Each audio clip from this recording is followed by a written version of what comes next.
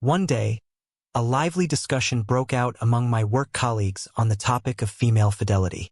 The women strongly denied that they had ever cheated on each other, while the men scoffed, not believing such statements. The discussion became so intense that it lasted from lunch until the evening and eventually attracted the attention of our boss, Canella, an outstanding woman in her 50s who had survived 3 divorces and 1 deceased husband. She managed to keep an apartment from each marriage, which eventually helped her open her own business. However, she remained childless and could only focus on her career. Our stoic boss, clearly fed up with the nonsensical office banter, decided to intervene, laying down a hard truth to the naive younger staff. Nothing is constant. Anyone insisting otherwise is simply deceiving themselves. Adjusting her glasses with a deliberate touch, she fixed a pointed look on Ella, our secretary. Infidelity crosses all economic boundaries, she declared. Don't fool yourself into thinking that wealth will protect you. It won't. She glanced around the office once more. This time, her gaze locked on me. They deceive the charming, the slender, and even the intelligent ones. They do it with such finesse that you'll never notice your horns when you look in the mirror, and you probably have them already. Personally, I've cheated on every one of my husbands. I did it deliberately with immense satisfaction. Not a single one of them ever found out about the betrayal. And yet, she paid dearly for it. Can I interjected, unable to resist. Could you clarify something for me? Isn't it too early to invest in horn polishing? Couldn't help but ask. This topic was close to me. My girlfriend was often called to work late at night, and anyone in their right mind would begin to suspect her of infidelity. Well, the manager elongated his words. If we start from what we've individually observed, the key thing to reflect on is your appeal to your significant other. In simple terms, does she really get on your nerves? Gren, the marketing guy, interjected loudly. Precisely, the manager affirmed. A secondary consideration. Scrutinize how diligently he manages his personal care. It's commonly understood that, as time passes, couples accommodate to one another, and solo routines gradually disappear. Take, for instance, the ritual of daily footwork waxing, which tends to visit a married lady far less frequently than her single counterpart. In the midst of this, Secretary Ella suddenly sputtered on her green tea. Yes, indeed, sweetheart. I know all your secrets. The girl blushed and hurriedly disappeared from sight.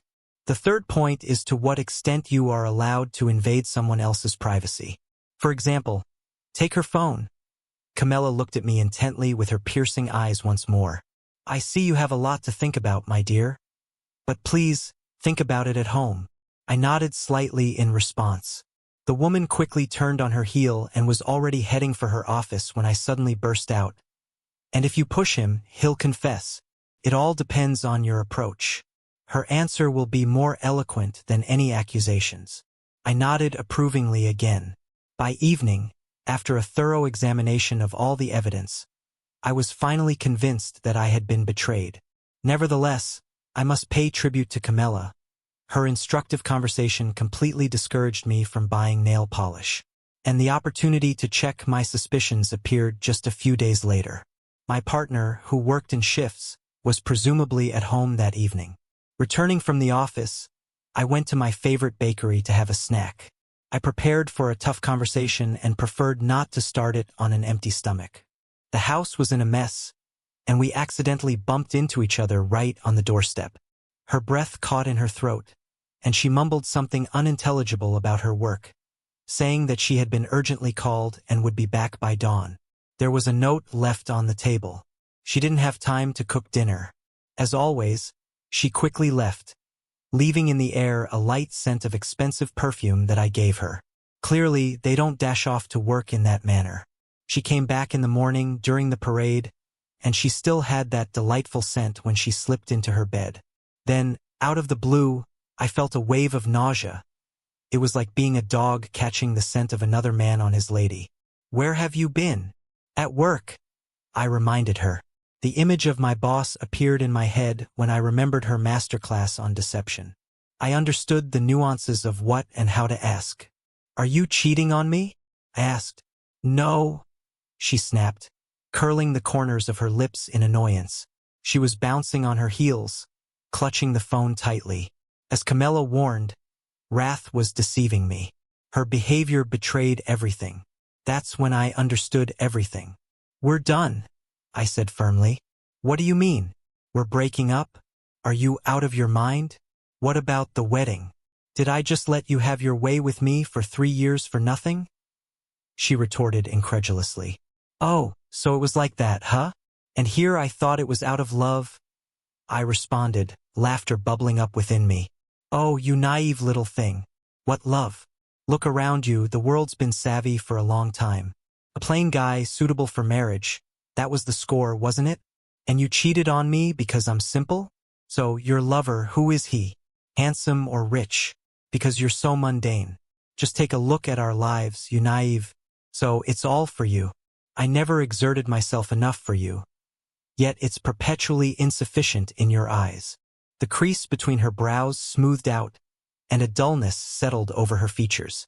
We faced each other in silence. She was in tears. The aimless nightlife was so draining that the girl lost her grasp on reality, letting her relationship slip away as she sought refuge from the tedious norm in someone else's arms. She had momentarily pushed aside her yearning for excitement, and now she was confronting the consequences of that thrill. As Lean once remarked, infidelity inevitably leads to a sorrowful conclusion with varied repercussions. Thus, the finale of my tale is naturally saying goodbye to my beloved, her return to her parents' home, and the years that have been erased from our lives.